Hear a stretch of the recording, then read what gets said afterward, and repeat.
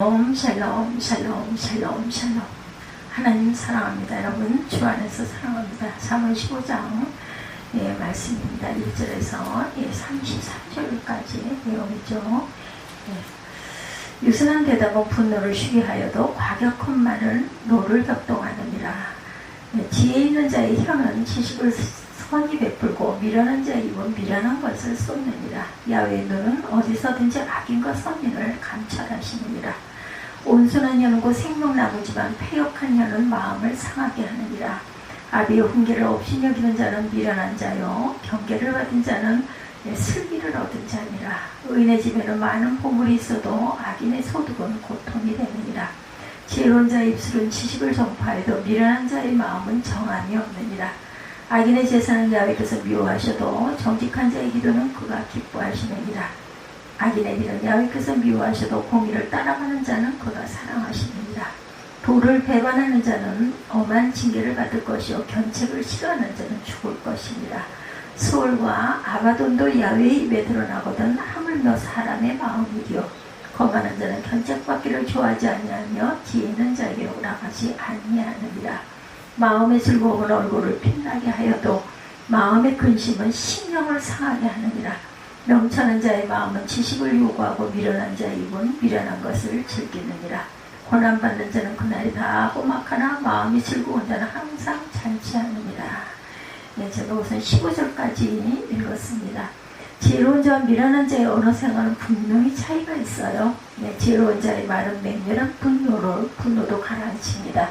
유순한 대답은 분노를 쉬게 하여도 과격한 말은 누를 격동한다고 그러죠. 1절에. 그래서 과격한 말을 우리가 삼가라 해야 되겠다. 미련한 자의 말은 상처를 입히고 고통을 남깁니다. 그렇죠. 흉기가 되죠.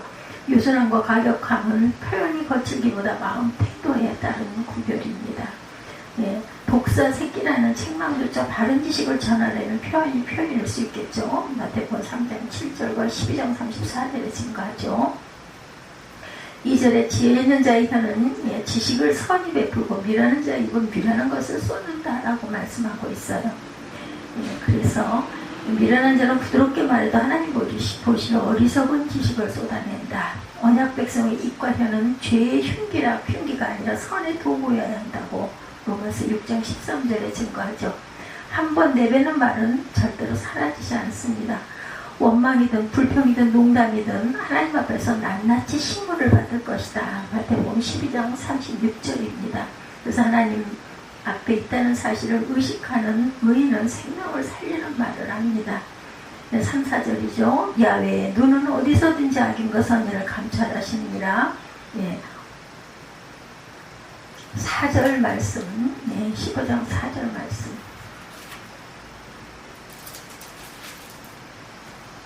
온순한 혀는 생명나무지만 패역한 혀는 마음을 상하게 하느니라.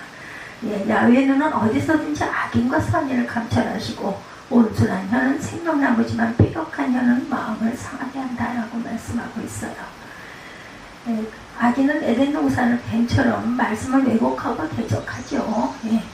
금지된 선악과를 따먹도록 유혹하는 말로 생명을 죽이죠.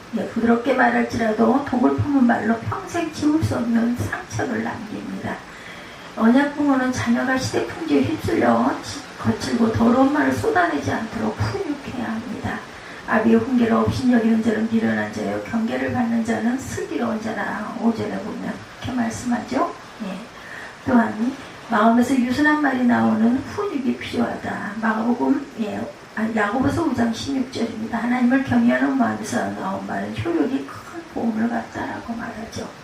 가버나움 백부장과 수로보니게 여인은 슬기로운 말과 큰 은혜를 받았죠. 그 말로 마태복음 8장 5절과 13절, 마가복음 7장 24절에서 30절에 증거합니다.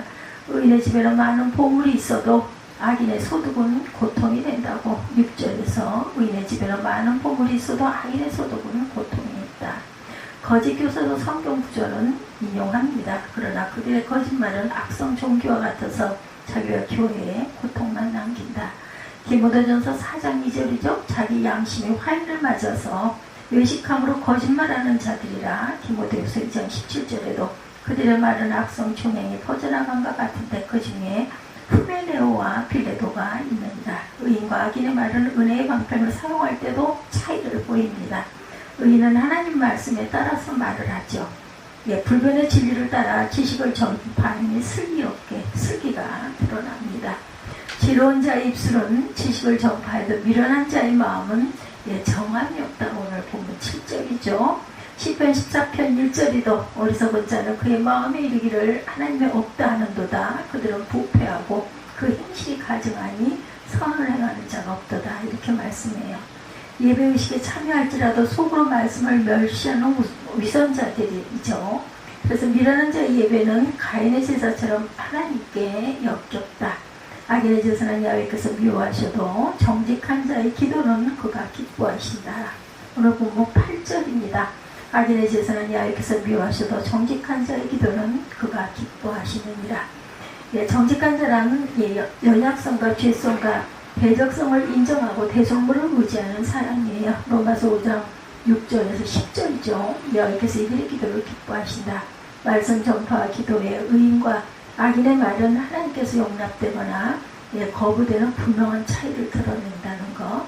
미련한 자는 말씀이 마음에 없기 때문에 세상에 속한 말을 합니다. 세상에 속한 말을 듣고 따른다고 요한 1서 4장 5절에도 증거하죠. 야훼 보시기에 의로운 길을 걸을 수가 없어요. 9절에 악인의 길은 야훼께서 미워하시도 의를 따라가는 자는 그가 사랑하시느니라. 말씀을 따르는 자라야 의로운 길을 추구하며 하나님의 사랑을 받습니다. 하나님은 말씀에서 돌이킨 자의 기도를 가증하게 여기신다고 28장 9절에도 도를 배반하는 자는 엄한 경계를 받을 것이요 견책을 싫어하는 자는 죽을 것이니라. 10절입니다. 오늘 이렇게 증가하고 있어요. 말씀을 떠나는 것은 구름기둥 불기둥을 벗어나 광야의 위험에 노출되는 것과 같다. 공급하시고 보호하시고 인도하신 하나님의 관계를 끊고 죽음을 자초하는 길이죠. 마음으로 어떤 길을 선택하든 하나님을 속일 수가 없습니다. 11절에 서울과 아바돈도 야훼 앞에 드러나거든 하물며 사람의 마음이죠. 그렇습니다. 말만 그럴듯하게 꾸미는 것 어리석죠. 하나님은 마음을 감찰하시는 분이다. 역대상 28장 9절에도 증거하죠. 하나님조차 속이려는 마음을 품은 자는 거만한 자라는 것을 잊지 맙시다. 10절에 거만한 자는 견책받기를 좋아하지 아니하며 지혜 있는 자에게로 가지 아니하느니라. 말씀 훈계를 싫어하고 지혜자를 배척하는 마음에는 거만이 자리 잡았다. 말씀의 견책과 지혜자의 훈계를 받는 마음에는 신령한 즐거움이 자리 잡으므로 표정의 즐거움이 배어나옵니다. 마음의 즐거움은 얼굴을 빛나게 하여도 마음의 근심은 심령을 상하게 한다고 13절에서 말씀하고 있어요. 항상 우리가 심령을 상하게 하는 말을 이웃들에게라도 하지 말아야 된다. 입술을 조심해야 됩니다. 세상에 속한 말은 심령을 상하게 합니다. 상한 심령에서는 과격하고 미련하고 가시돋친 말을 하게 되죠. 우리가 우라를 참지 못하고 화를 내고 그죠? 그럴 때 혈기가 돋고 하는데 입에서 좋은 말이 절대로 안 나갑니다. 그럴 때는 입을 다물고 눈을 감고 마음을 가라앉히고 하나님께 주님께 기도하십시다. 쉽지 않지만 자꾸 실천해야 돼요. 우리의 약한 부분이 있을 때 하나님 말씀은 세상이 주지 못하는 신령한 맛이 있다고 19장 7절과 7절에서 11절에도 말씀하죠. 그 맛을 한번 경험한 사람은 더 깊은 말씀의 맛을 사모하게 됩니다.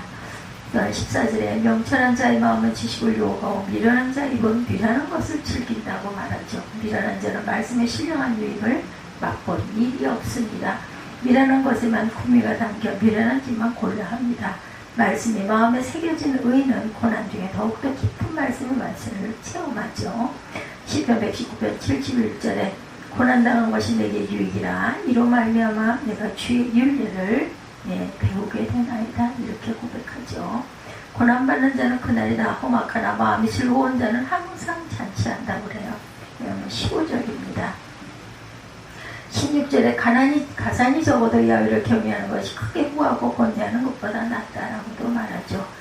사랑이 풍성한 가난한 공동체가 재물만 풍성하고 싸우는 공동체보다 더 값지죠. 여간 채소를 먹으면 서로 사랑하는 것이 살찐 소를 먹으면 서로 위하는 것보다 훨씬 낫습니다. 번뇌가 쌓인 마음에서 나온 말은 다툼을 낳습니다. 예, 분을 쉽게 내는 자는 다툼을 일으켜도 노하기를 더디하는 자는 시비를 그치게 한다. 오늘 본문 18절이죠. 하나님을 경외하는 마음에서 나온 말은 미움과 분노와 다툼을 그치게 하고 가난한 중에도 서로 사랑하며 살게 합니다. 언약 백성도 예 없이 말에 실수가 잦아요. 야고보서 3장 2절에 우리가 다 실수가 많으니 만일 말에 실수가 없는 자라면 곧 온전한 사람이라 너희 온몸도 불에 씌우리라. 이렇게 오죽하면 증거하죠. 언약 부모의 훈계를 따라 말씀에 제 입을 쳐 복종시키는 일이 늘 필요하다는 것. 이 일에 게으른 인생은 가시밭을 걷고 성실한 인생은 판탄대로를 걷습니다. 게으른 자의 길은 가시우타리 같으나 정직한 자의 길은 대로라고. 본문 19절입니다. 지혜로운 아들은 아비를 즐겁게 하여도 미련한 자는 어미를 없이 여긴다. 무지한 자는 미련한 것을 즐겨하여도 명철한 자는 그 길을 가르게 한다.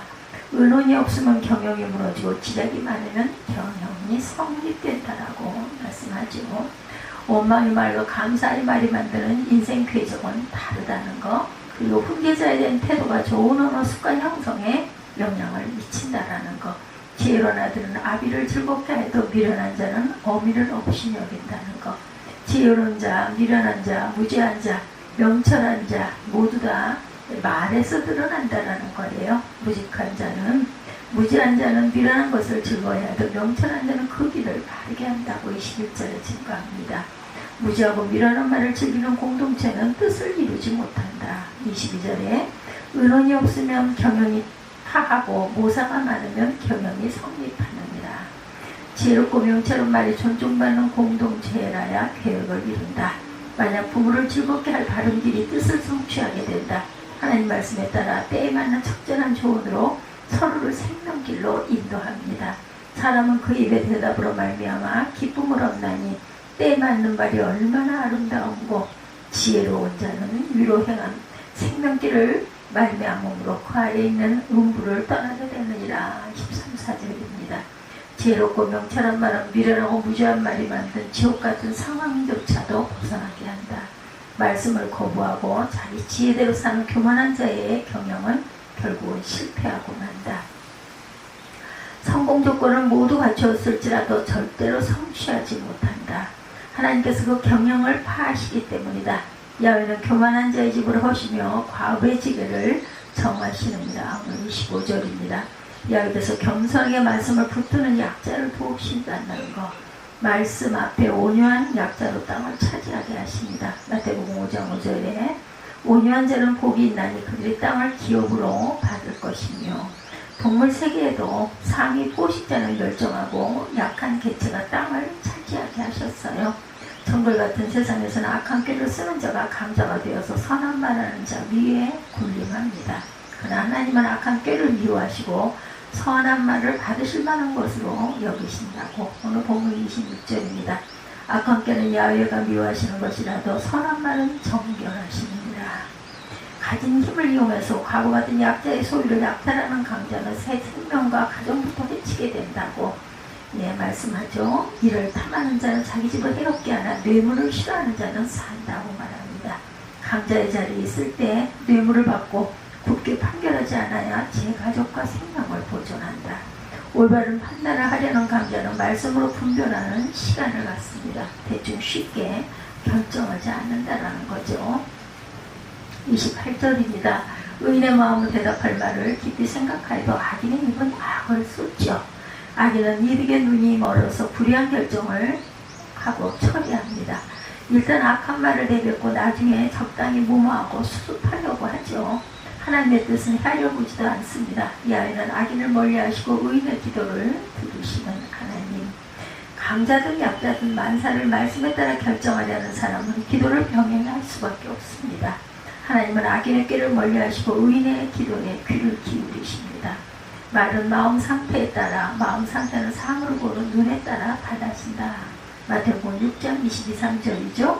눈은 몸의 등불이니 그러므로 내 눈이 성하면 온몸이 받을 것이요 눈이 나쁘면 온몸이 어두울 것이니 그러므로 내게 있는 빛이 어두우면 그 어둠이 얼마나 더하겠느냐. 늘 하나님께 시선을 돌려 감사거리를 찾아내는 눈이 되어야 되겠죠. 그런 눈은 절망 중에도 마음을 기쁘게 하고 신앙을 견고하게 합니다. 30절에 눈에 밝은 것은 마음을 기쁘게 하고 좋은 기별은 뼈를 윤택하게 하느니라. 다른 눈이 있는 사람은 같은 관점을 갖춘 지혜로운 공동체에 자연스럽게 이끌립니다. 말씀 본기에 귀 기울여 생명을 구하기도 합니다. 생명의 경계를 듣는 귀는 지혜로운 자 가운데 있느니라. 31절이죠. 말씀에 귀 기울이지 않고는 진리에 귀천한 올바른 관점을 세울 수가 없다. 그러나 말씀 훈계를 거부하는 자는 자기 영혼을 빼앗는 것과 같다라고. 31절에 훈계받기를 싫어하는 자는 자기의 영혼을 경히 여김이라. 견척을 달게 받는 자는 지식을 얻느니라. 말씀 훈계를 받아들일 줄 아는 사람이 진리에 기초한 지식을 얻습니다. 바른 말은 바른 마음에서 나오고 바른 마음은 야훼를 경외하는 삶 속에서 형성됩니다. 그러니 말을 교정하고 마음을 수련하는 활동 자체에 앞서 야훼 경외하기를 배워야 할 것이다. 33절이죠. 야훼를 경외하는 것은 지혜의 훈계라. 겸손은 종교의 합작입니다. 성경의 지혜는 야훼를 경외하도록 인도합니다. 야훼를 경외하는 사람은 지혜를 얻고 계속해서 선순환이 되죠.